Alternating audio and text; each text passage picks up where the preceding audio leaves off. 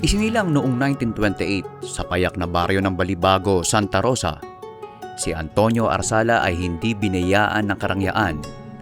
Sa edad na 7, ganap siyang naulila sa ina at kalaunan ay sa ama rin.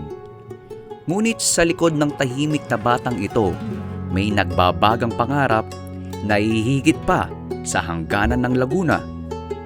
Taong 1945 nang unang matapakan ni Antonio ang Maynila, hindi upang mamasyal, kundi upang magtrabaho.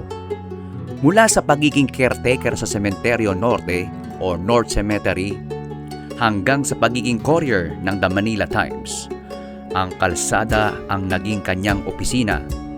Gamit ang isang racer bike na binili niya sa halagang 130 piso, natuklasan niya ang kanyang tunay na lakas, ang bilis.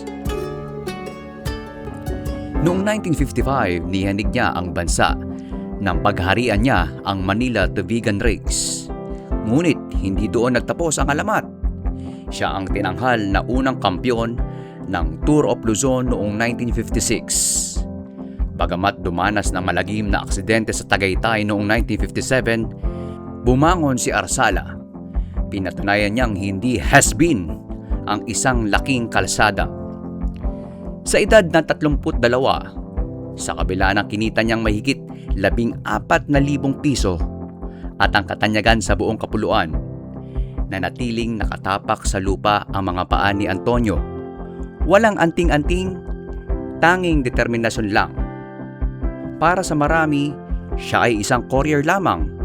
Ngunit para sa kasaysayan, si Antonio Arsala ang nag-iisang hari na mas pinili ang ulan, mas mabilis sa ahon, at ang simbolo ng tagumpay ng bawat Pilipinong nangangarap sa gitna ng hirap.